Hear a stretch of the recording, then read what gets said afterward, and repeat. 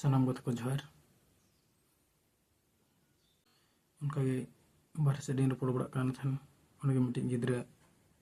School ᱨᱮ ᱪᱟᱞᱟᱜ ᱠᱟᱱᱟ ᱛᱟᱦᱮᱱ ᱟᱫᱚ ᱩᱱᱤᱜᱮ ᱤᱧ ᱠᱩᱞᱤ ᱧᱚᱜᱮ ᱠᱟᱱᱟ ᱡᱮ ᱵᱷᱟᱨᱚᱛ ᱨᱮ ᱫᱚ ᱛᱤᱱᱟᱹᱜ ᱴᱤ ᱨᱟᱡᱽᱡᱚ ᱢᱮᱱᱟᱜᱼᱟ ᱟᱨ ᱠᱮᱱᱫᱨᱚ ᱥᱟᱥᱤᱛ ᱚᱧᱪᱚᱞ ᱫᱚ ᱛᱤᱱᱟᱹᱜ ᱢᱮᱱᱛᱮ ᱟᱫᱚ ᱩᱱᱤ ᱵᱟᱭ ᱞᱟᱹᱭ ᱫᱟᱲᱮᱭᱟᱫ ᱞᱤᱧᱟ ᱚᱱᱟ ᱠᱷᱟᱹᱛᱤᱨ ᱞᱤᱧ ᱩᱭᱦᱟᱹᱨ ᱠᱮᱜᱼᱟ ᱡᱮ ᱵᱟᱝᱟ ᱠᱷᱟᱹᱞᱤ ᱩᱱᱤ ᱮᱠᱞᱟ ᱫᱚ ᱵᱟᱝᱟ ᱟᱵᱚ ᱫᱤᱥᱚᱢ ᱨᱮ ᱟᱹᱰᱤᱜᱟᱱ ᱜᱤᱫᱽᱨᱟᱹ ᱢᱮᱱᱟᱜ ᱠᱚᱣᱟ ᱡᱟᱦᱟᱸᱭ ᱠᱚ ᱪᱮ ᱵᱷᱟᱨᱚत ᱨᱮ ᱛᱤᱱᱟᱹᱜ ᱴᱤ ᱨᱟᱡᱽᱡᱚ ᱵᱷᱟᱨᱚत ᱨᱮ ᱚᱱᱟ ᱥᱟᱶᱛᱮ ᱚᱱᱟ ᱨᱮᱱᱟᱜ ᱨᱟᱡᱽᱫᱷᱟᱱᱤ ᱪᱮᱫ ᱠᱚ ᱚᱱᱟ ᱦᱚᱸ ᱵᱟᱠᱚ ᱵᱟᱲᱟᱭ ᱟᱠᱟᱫᱟ ᱪᱮᱫ ᱞᱮᱠᱟᱨᱮ ᱟᱭᱳᱼᱵᱟᱵᱟ ᱦᱚᱸ ᱟᱹᱰᱤᱜᱟᱱ ᱵᱟᱠᱚ ᱚᱞ ᱯᱟᱲᱦᱟᱣ ᱟᱠᱟᱱᱟ ᱚᱱᱟᱛᱮ ᱩᱱᱠᱩ ᱟᱠᱚᱨᱮᱱ ᱜᱤᱫᱽᱨᱟᱹ ᱠᱚ ᱵᱟᱠᱚ ᱞᱟᱹᱭ ᱫᱟᱲᱮᱭᱟᱠᱚ ᱠᱟᱱᱟ ᱟᱨ ᱩᱱᱤ ᱜᱤᱫᱽᱨᱟᱹ ᱡᱮᱛᱮ ᱵᱟᱲᱮ ᱚᱲᱟᱜ ᱨᱮ ᱵᱟᱭ ᱚᱞᱚᱜᱼᱟ ᱟᱨ ᱥᱠᱩᱞ ᱨᱮᱱᱟᱜ ᱢᱟᱵᱚ ᱵᱟᱲᱟᱭ ᱜᱮᱭᱟ ᱱᱤᱛᱚᱜ ᱢᱟ ᱥᱠᱩᱞ ᱨᱮᱢᱟ ᱪᱮᱫ ᱯᱟᱲᱦᱟᱣ ᱦᱚᱸ ᱵᱟᱭ ᱦᱩᱭᱩᱜ ᱠᱟᱱᱟ मास्टर चलाक कना को जबित कना को बखान निज निज भितर रे गप सप रे समय चाबा कना गिद्रा बको नेल दाड़े को कना लई गे बको लई दाड़े को कना 10th क्लास धाबी जहां तिना को पढ़ाव कना ऑल पढ़ाव गे बड़ा को बको बड़ाया उनको उड़िया पढ़ाव हों बको बड़ाया इंग्लिश पढ़ाव मा दूर कथा ओना साथ बेसिक नॉलेज हों बको बड़ाया ओनाते तेन खन मिट्टी साधारण ज्ञान स्पेशल सीरीज लिंग इहबेआ जो खन नासेना बेसिक नॉलेज बो बड़ायमा खातिर अब भारत देशम रे नित 28 राज्य और 8 टी केंद्र शासित अंचल मेना रे ओना स्वाधीनता परे एहब दो भारत रे तीन टी राज्य ताहेलेन थाहन और ओना परे चेलका ढेर इदीना तीस तीस बनावेना ओना गे बो बड़ाया भारत स्वाधीन परे दो मात्र 14 टी राज्य बनावलेन थाहन ओना को स्वतंत्र राज्य बनाव लेना ओना भितर खन आंध्र प्रदेश ओना दो 1953 मसीहा रे लैंग्वेज बेस्ड राज्य बनाव लेना ना मद्रास खन रिपोर्ट कतेन मिडी राज्य ओना भारत सरकार बनाव लिया ओना परे गगे बई बईते बॉम्बे प्रेसिडेंसी जहां तो मुंबई बो मेनेया ओना रिपोर्ट कतेन 1960 मसीहा रे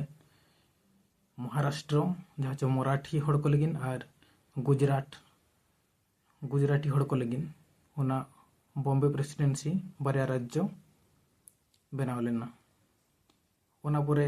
1961 मसीहा रे दादरा नगर हावेरी केंद्र शासित अंचल बनाव लेना ओना परे डामन डिउ 1962 मसीहा रे पौंडीचेरी ओना दो 14th कॉन्स्टिट्यूशन अमेंडमेंट एक्ट इदी कतन बनाव लेन थाहन नागालैंड 1963 मसीहा रे बनाव कना हरियाणा 1966 मसीहा रे बनाव कना हिमाचल प्रदेश 1971 मसीहा रे बनाव कना उनका के मेघालय त्रिपुरा और मणिपुर ओना दो 1969 मसीहा रे बनाव कना उनका के सिक्किम राज्य तो अब भारत रना अंश दो बाय थाहलेन थाहन ओना दो मिटी इटा दिसम थाहलेना 1974 मसीहा रे भारत साला मेसायना और फुल फ्लेज स्टेट मेनतेन ओना भारत सरकार घोषणा किया उनकागे मिजोराम अरुणाचल प्रदेश गोवा ओना को 1987 मसीहा रे मिटी राज्य बनाव कना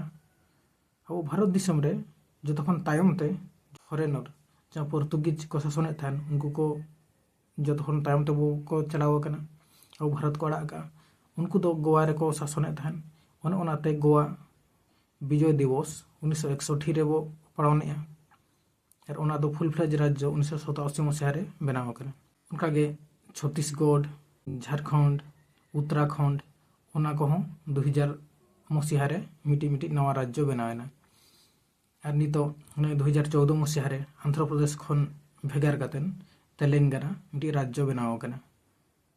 और जहाँ जम्मू काश्मीर मिटी राज्य ताहेलेना ओना दो 2019 रे भारत सरकार केंद्र शासित अंचल रे भाग काए मिटी हुकना लद्दाख और मिटी हुकना जम्मू एंड काश्मीर नय बड़ाई के अब भारत स्वाधीन परे चेलका और तीना मसीहा रे राज्य बनाव कन थाहन जतो हड़ गे नवा उयहर का में बड़ाई दहो का में तबन तबे उनका गे आर हो नवा नवा वीडियो अगू कतलिन हिजुआ मा तबे सनाम को गे जोहार।